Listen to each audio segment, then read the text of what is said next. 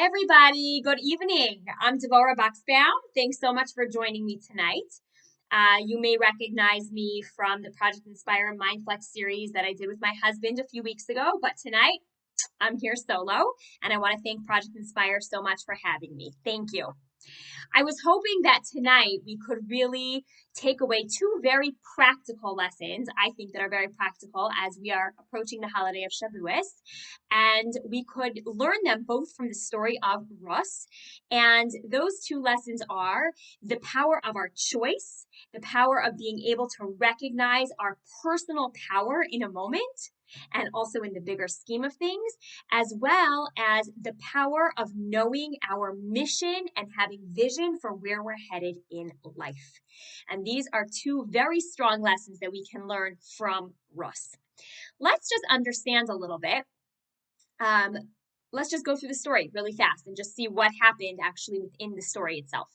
So you have this family, you have Elimelech, who's married to Naomi, and they have two sons, Machlon and Kilyon. They're living in Israel at the time, and famine strikes.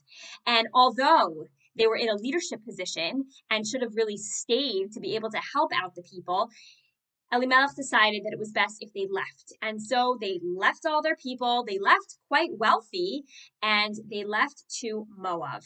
And the two sons, Machlon and Kilyon, ended up finding wives over there.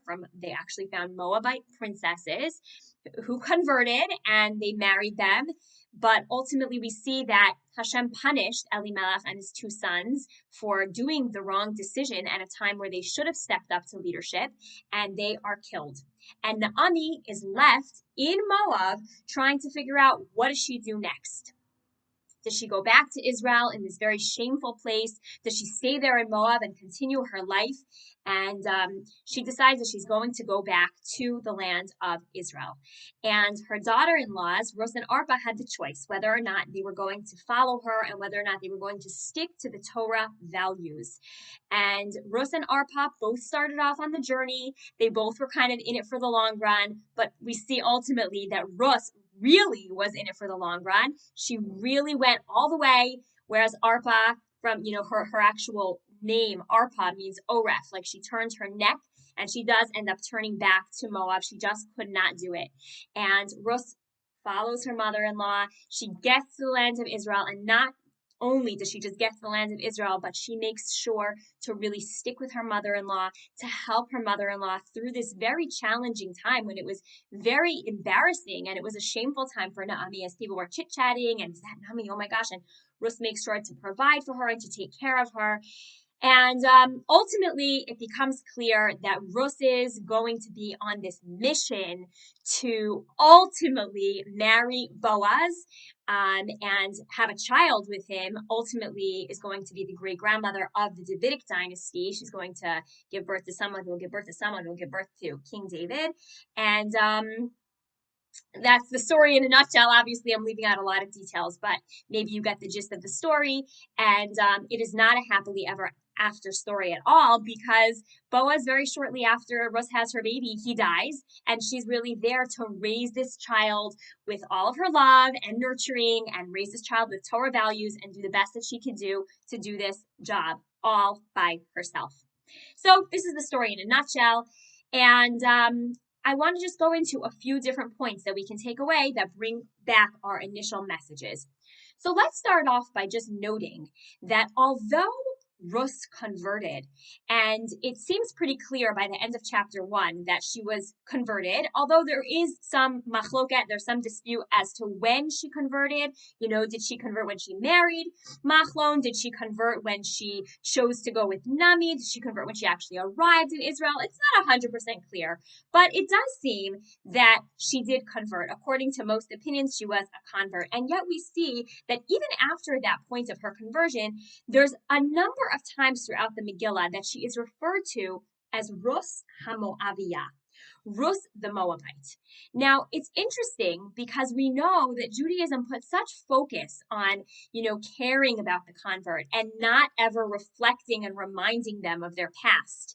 And yet, the fact that she's called Ruth HaMoaviyah seems to be alluding to something, that the Moabite piece of her is something that tells her story. It's something that's more important than just Ruth, right? We keep seeing it come up time and time again. We're not supposed to be reminding people of their past, Oh, remember when you used to eat that cheeseburger? Oh, it must have been so delicious. No, that's what the Torah tells us not to do that, right? So what is this about? And I think that the insight into why she is continuously called Ruth HaMoaviyah is because the Megillah is trying to remind us of who this woman is and who she came from. So we see this tremendous greatness from Ruth, but we have to pause and remember where Ruth really came from. And that is from the nation of Moab, right? The time that we're actually told in the Torah that the men are not allowed to marry into the Jewish nation, they're not allowed to convert, is the reason that's given there are two reasons that are given. Number one, because when the Jewish people were leaving Egypt, they did not greet us with bread and water. The second reason is that Bilam, they were going to hire him in order to curse. He was a prophet, and they were going to hire him to curse the Jewish people. And it seems that the Torah puts a lot more emphasis on this first sin that they did by not greeting the Jewish people with bread and water. So there's a lot of discussion about this. Like, why was this such a terrible thing? According to some opinions, this is a terrible thing because it seems that it's against every grain of who we are as a Jewish nation that it lacks complete gratitude. Gratitude for what? Well, let's remember where Moab came from. Let's remember that Moab came from an incestuous relationship between Lot and his daughters, one night of incest followed by a second night of incest, where they had these two nations that were born. Now, when Lot was escaping from the city of Sodom that was going to be destroyed, he really was only saved in the merit of Avraham, Avraham was really the one who never gave up on Lot. He just kept on trying. He kept on putting more and more into him, and he ultimately saved Lot. And yet, even though Avraham was the one who saved Lot, it seems that the generations later, Moab has completely forgotten and completely had zero gratitude. Like, oh, right, your grandfather saved my grandfather. Let's go out and greet you guys with some bread and water, right? So because, according to some commentaries, this was such a not nice thing that they didn't even reciprocate in any way. They didn't show any gratitude, which is so against what we are as a nation. But according to other commentaries, and specifically I know this is brought down by Rabbeinu Bachya, he says that it's not so much the lack of gratitude that we have an issue with. It's more that they were lacking completely normative behavior.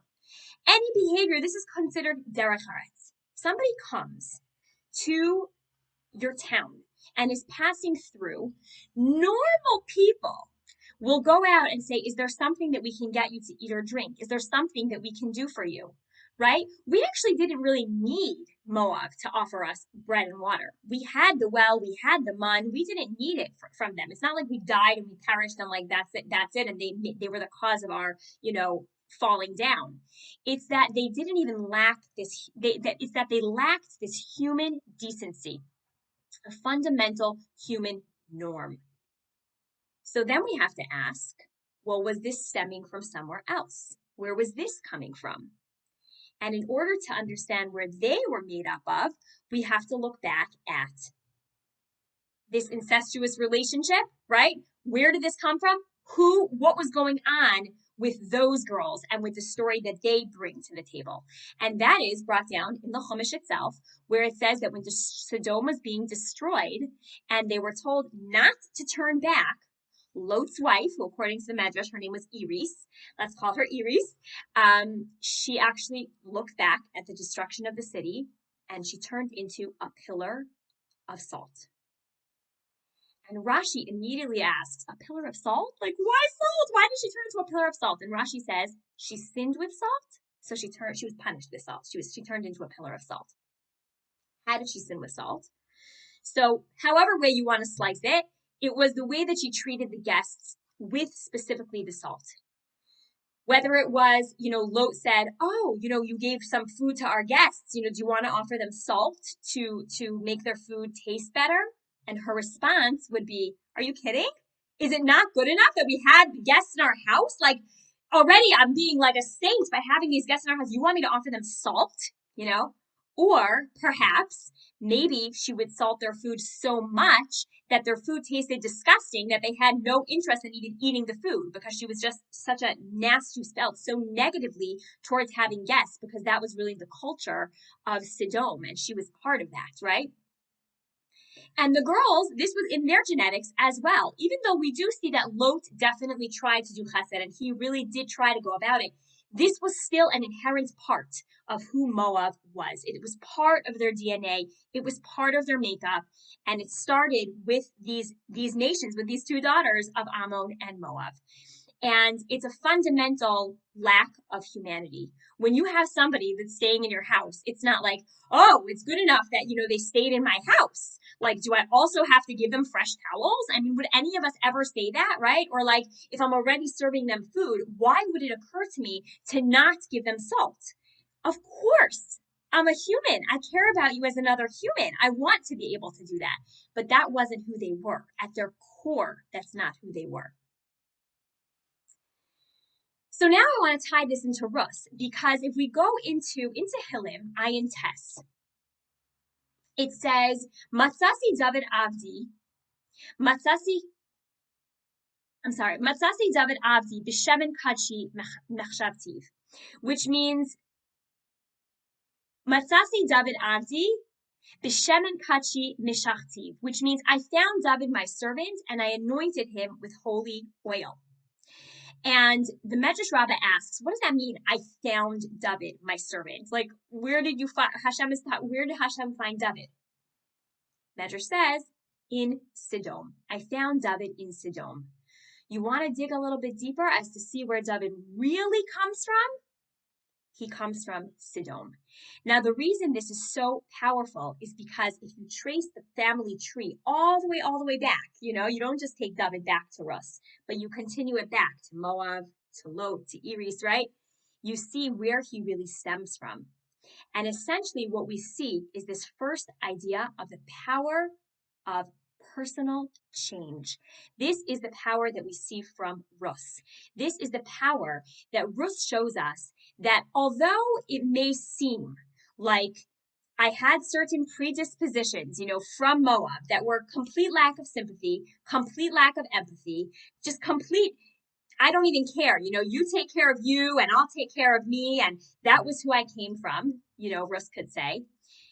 Although that's what I came from, I'm choosing to be something completely different. So much to the point that Ruth becomes the ultimate in the example of chesed, right? In fact, if we even ask, why is this Megillah the Megillah that's read on Shavuos? Why is it this Megillah? So some say because Ruth, ultimately became the grandmother of David HaMelech, and David HaMelech was born on Shavuos, and he died on Shavuos. So in order to remember kind of the story of where David came from, we read the story of Ruth. But there is an idea also that, there's no halachos that are learned from the Megillah of Ruth. So then why is this Megillah even something for us to have in our possession altogether? So the Medrash says that it's for us to learn the reward for those who are involved with chesed. And ultimately we see that Ruth was the exact opposite, right, of where she came from. She not only took on chesed, but she became that a whole Megillah was written about her just to show the reward of somebody who takes on chesed. What does that show us about the power of personal change? It shows us that we have to stop making excuses. How many times a day do I speak to people, or do I even find myself catching myself, using excuses based on certain predispositions? Either whether it be, my family this, my circumstance this, my job this, certain circumstances that are in us, we tend to use those things as an excuse. And Ruth reminds us, no, we can't use it as an excuse. We have to recognize that at any moment in time, I can make the decision to change and I can set a new trajectory for my future. And that is such a powerful idea. Because as much as we want to think, these things might not make a difference, and like I would love to not think about it, we know that they do make a difference, okay? My eye color, my hair, my temperament, the color of my skin, my metabolism even, right? Like these things make a difference. There is a genetic composure to this. There is definitely a piece of it that is genetic. In fact, even in the Torah, we see that we're told like a person who is born a redhead, right, is going to have the character trait of spilling blood. Okay, there's a certain predisposition. But then we also see that Esav had red hair. He was a gingy and he spilled blood. And King David was a gingy. He was a redhead and he also spilled blood. They were both fiery. They were fierce. They had that same attribute of being blood spillers. But Esav took it one way, right? And he hunted and he killed and he used it in that way. And David used it to create leadership, to fight enemies, to stand up for his nation, to be a source of strength. And yes, he was fiery and fierce, but he did it through that other lens. So as much as we want to say like it doesn't really make a difference, it does. It does play a role. But that being said, we can still make a decision to be somewhat different and to see those things that might be holding us back and to say, how can I make a choice today to let those things behind? So I think avoda number 1 for Shavuot is maybe to just think about the voices that are running through my head. What are the things that I'm constantly telling myself? I come from a family that, we're all really shy, so I'm never going to be able to like make a difference in the world because we're all really big introverts and we're all really shy. Or whatever the voice that you might be hearing, I can't really, I don't know, like both my parents just had, a complete lack of temper, somebody may say. So I just find myself blowing my fuse all the time. So Shavuos is a perfect time to pause and to say, what are those voices? What is the story that I'm telling myself? Because if I'm constantly telling myself a certain script, a certain narrative, this is just what I'm falling into. Because my father was like that, my grandfather was like that, my grandmother, my aunts, my uncles, so me too. Okay? But the story of Ruth makes us pause and say, no. The power of personal change means the power of my actions. How do I change my story? How can I recognize that now I have the power to say, you know what? No, that's not what's going to hold me back. In fact, maybe that's even something that will pull me back to reflect and then propel me so much further, right? Sometimes we do have to take a bit of a step back, right? Like an arrow. You sometimes have to pull an arrow back in order to let it, go so much further. And sometimes it does. It's a lot of humility to pull ourselves back from the situation and to kind of say, you know what? Okay, I recognize that this is where I have been and this is the place and I have been telling myself this story, but I'm ready to start changing that story. And I'm ready to take on the power of Ruth to defy everything that I have, working against me, and I'm going to use it to work with me and to help me move further. And I think that the lesson in and of itself is in the giving of the Torah, the beautiful Midrash, I think also alludes to this idea. And that is the idea, the famous Midrash, that Hashem went around to all the nations of the world and he offered the Torah to them. And then ultimately he came to the Jewish people. We didn't have to ask any questions. We just answered with the words, Na'aseh v'nishma, we will do and we will listen, right? Don't even tell us what's in it. We're in, no matter what, right? It tells you like the sweetness of how we just knew if Hashem was telling it to us, we're in, right? Recommitment, I'm choosing in.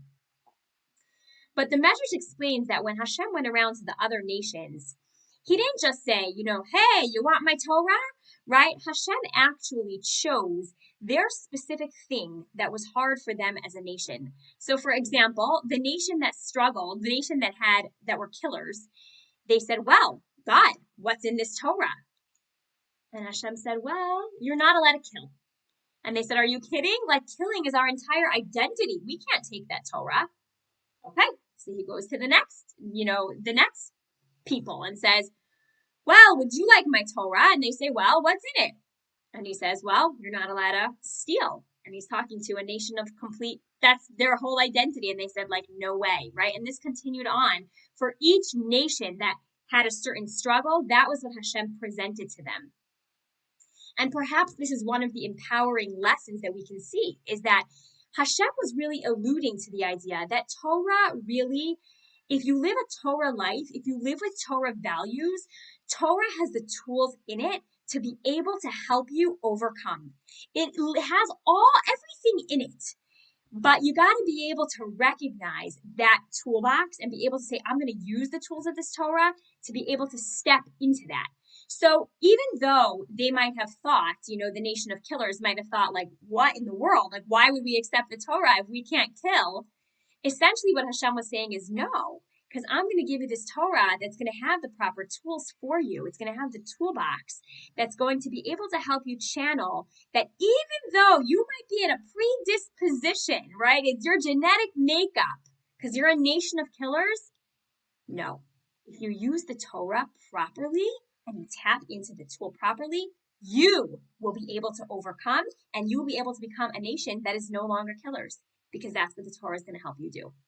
So Ruth really teaches us this gorgeous lesson by not only just showing us that, okay, she could be the grandmother of King David, but that ultimately she is the epitome, and known, the whole Megillah is written about that in the story because of her tremendous chesed. The exact opposite way that Moab and Iris, right, the way that they treated other individuals and they didn't care for others, she went the exact opposite. And she embraced the idea of chesed. She embraced the idea of completely caring for Naomi and keeping the name of her husband alive, right? And even Boaz saw this trait in her. He was able to see her chesed. He was able to see the tremendous amount of good that she brought, and that was who she was through and through. She created a brand new identity for herself. So that's one idea. I think that's a very, very powerful idea. And again, I think that it's a great time for us to reflect on Shavuos, just to ask ourselves the questions of, is there a story that I'm telling myself? And is there something that I can do to recognize that I can get rid of that script and overcome it with something else? Laziness is a great example. If somebody comes from a family and it's just like it's part of their genes, they just find themselves being very lazy and they have all these great ideas, but they see already for generations back, like, oh, they were a family of ideas and they never make anything happen. And now it's them and they're like all these ideas, but they're all ideas and nothing is actually happening. So Shavuos is a great time to be like, okay, you know what? I'm taking the step. The power of personal change. Right after Shavuos, you say, okay, what's one concrete action that I can do to be able to not be a lazy person? I'm going to take one of my ideas and put it into very practical terms, and I'm going to change this link on the chain, right? I know I'm connected to them, but I'm going to change this laziness link, right? I'm not going to pass it down to the next generation. I'm going to change it here. And that is a beautiful idea from Ruth. The second idea that I really wanted to share is that Ruth really teaches us the idea of being a woman on a mission. It sounds so good, like a woman on a mission. And here's what we see. What we see is that when Boaz actually notices Ruth, he notices a few things about her. So we said that he notices that she is this balas chesed, and he already heard about her through the grapevine. Like, there's this woman, and she came back with Nami, and she's taking care of her, right? He knew of her chesed.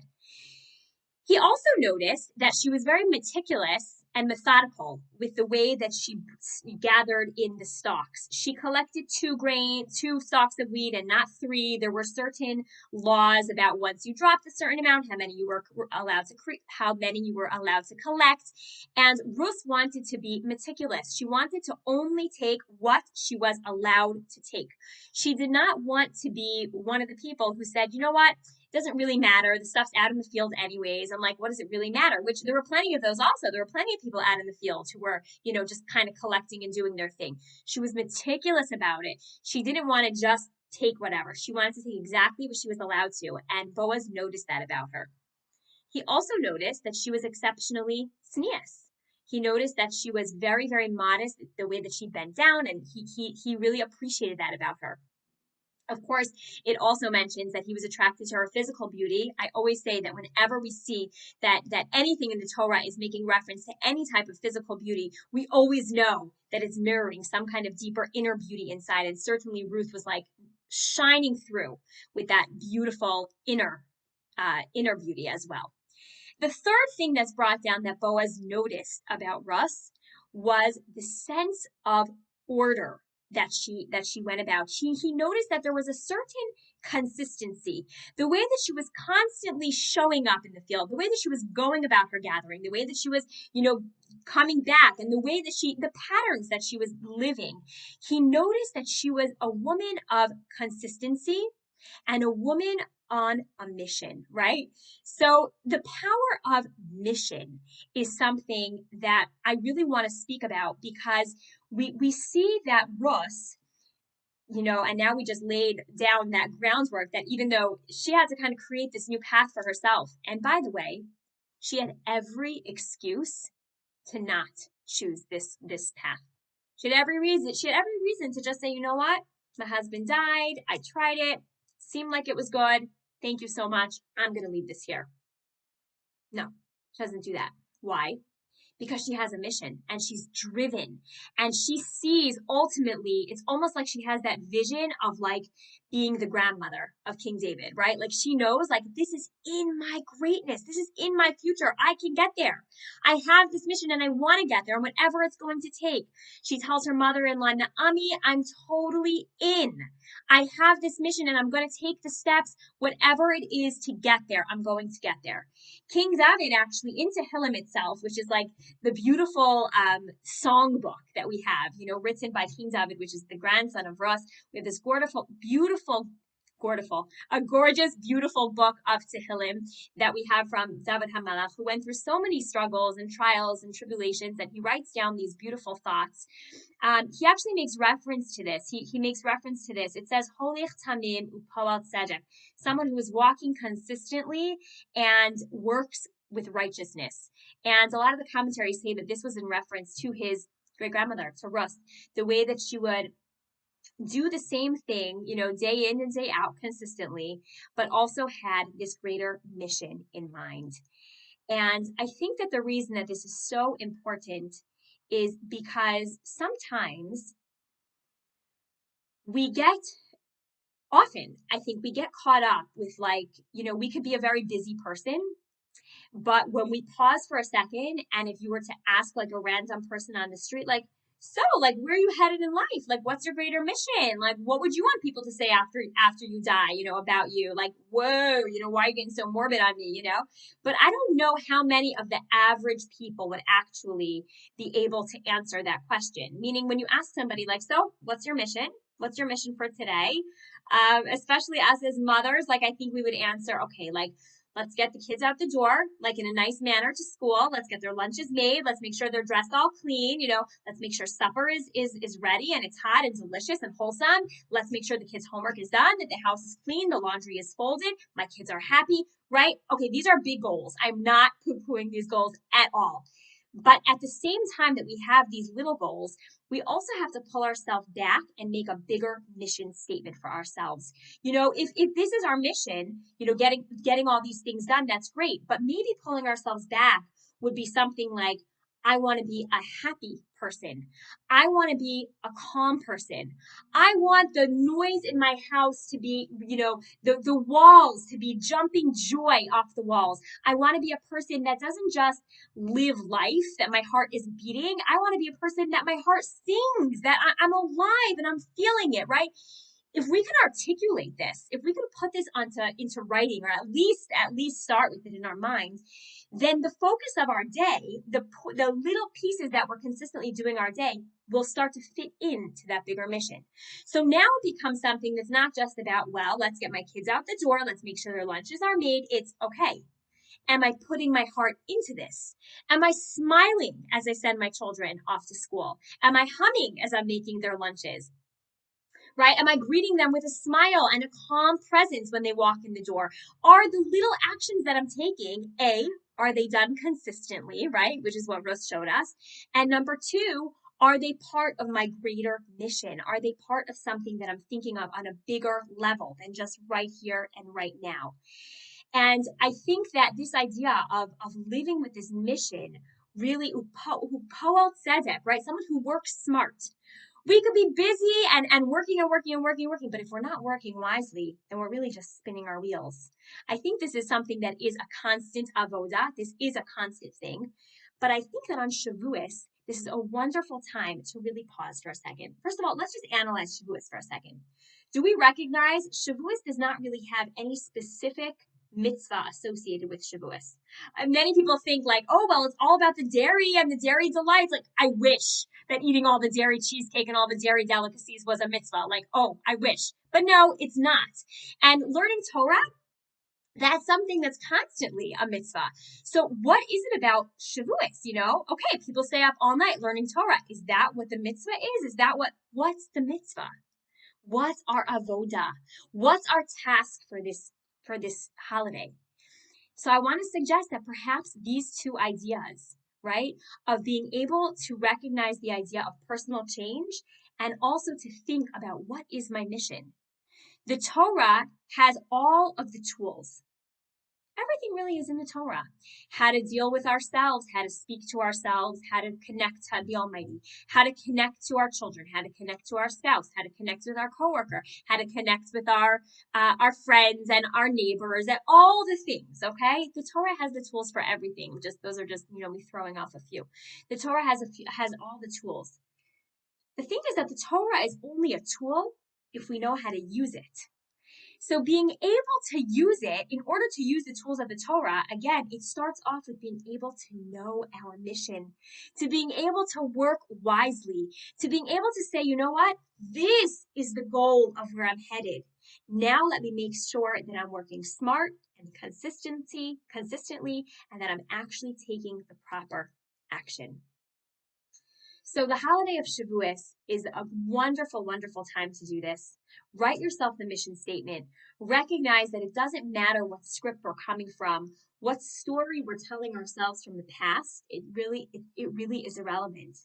Because Shavuos is a day that we say, you know what, Hashem? This is the day that we celebrate the tremendous gift. Honestly, the biggest gift that we could have ever asked for. That's literally at our fingertips. It's right here. But we have to choose in. We have to say, you know what? What are those tools that the Torah has to offer? Oh, I'm working on being a more joyous person. Let's see, what does the Torah have to say about joy? How can I learn a little bit more about joy? How can I fill myself with joy or happiness, however you want to say it? I really think it's two different things, but how can I become a person like that? Well, I got plenty of books for you to read, right? Like there's tons to work on joy. You want to become a little bit of a less lazy person? You want to become a woman who's more careful with her speech? What is your thing? The Torah will have all the tools. But on Shavuos is a day that we reflect, we pause, we pull back, we look at the bigger picture, we let go of whatever baggage we might be taking with us, and we say, okay, Ruth did it, I can do it, let's go. And, it's in our genes. That's what I mean by if Ruth did it, I could do it. It's definitely in our genes. We tap into that tremendous power from Ruth.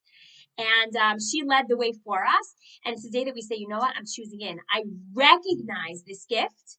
I want to be someone who is upoel tzedek, that I work smartly. I work with righteousness. And in order to do that, I need to be able to leave my past behind, know my mission, and then consistently work towards those goals.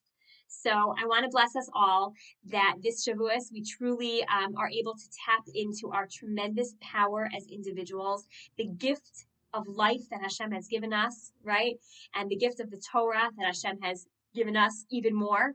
And that we all should be able to open up ourselves, our souls, into discovering what this tremendous potential is, into stepping into the best people that we can be, and recognize that the Torah is there to support us in every way that's possible. Thank you so much for joining me here tonight. I wish you all a beautiful Shavuos, and take care.